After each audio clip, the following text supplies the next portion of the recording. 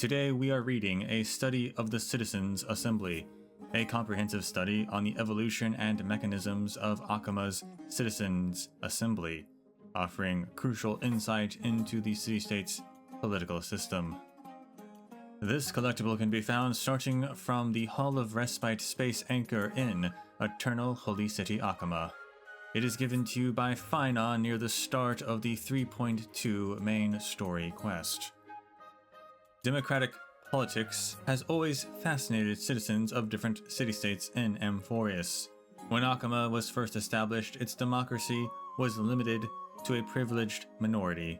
However, through ongoing reforms, the Okheman Citizens' Assembly took to the stage, transforming Okhema's governance into a democracy for all, where the Citizens' Assembly made every major decision.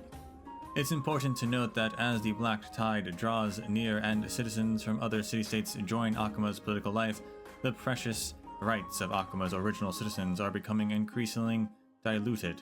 Consequently, voices calling for reforms with the Okheman Citizens' Assembly system grew ever louder.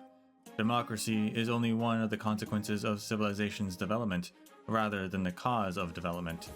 For democracy to be productive, it must appoint different rules for different societies, situations, and issues. No single rule can be optimal for all scenarios.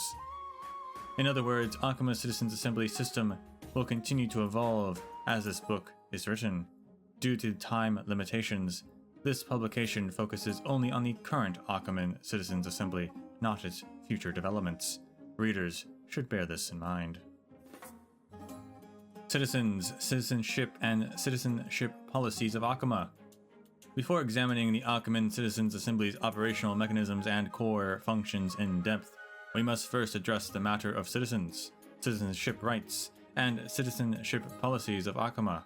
The elders have once noted that Okhema is a collective of free citizens. Due to the substantial power citizens possess, citizenship qualifications must be strictly regulated to ensure citizens' rights. Discussions on the recognition of naturalized citizens' rights were once the foci of disputations between the leader of the Chrysos heirs and the Council of Elders.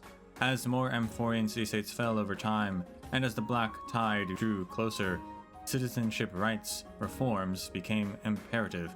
Judging from the final outcome, citizens from all city-states have equal citizenship rights in the Holy City, and can have equal participation in public matters. While social differences naturally exist between the rich and the poor, locals and travelers, the Holy City of Okhema will not allow these social distinctions to become political divisions, and will ensure complete political equality among all citizens. This section continues. Operational mechanisms of Citizens' Assembly. Barring emergencies, Okhema's Citizens' Assembly follows strict protocols when it is called. The current Council of Elders, a government entity made of representatives of the city-state, posts the upcoming Citizens' Assembly agenda and venue, usually Dawn Cloud in the Holy City, at the Wall of Heroes before each meeting. Usually topics are proposed by Council of Elders members before the Assembly and become official Assembly items after receiving majority Council approval. The Council predetermines which matters to address and when. Once confirmed, the Council Chairman hands over the agenda to the Council of Elders Assembly Chair, who presides over the meeting. Normally, matters cannot be discussed at the Citizens' Assembly without prior Council review. Council-reviewed matters yield only two outcomes. Either they've already thoroughly discussed and only need citizen votes, or they require citizens to hold debates to reach final resolutions during the Assembly. Results are tallied using pottery shards blessed with Kefli, the world-bearing Titan's runes, with the voting dolia placed throughout Okhema during assemblies. After thorough discussion and voting of all the proposals, the Council of Elders posts approved decrees at the Wall of Heroes. This section continues. Core functions of the Citizens' Assembly. The Assembly wields the important capacities of legislative power, the appointment of government officials, declaring war, conceding peace, and the actual control of armies during wartime. Yet historically and practically, Okhema's Citizens' Assembly isn't fully controlled and directed by citizens, but rather a means to ensure that elites, who represent the majority social interests, can effectively manage social matters. In other words, the current system, where the leader of the Chrysos heirs and the Council of Elders jointly manage Okhema, was decided by the Akhman Citizens' Assembly system.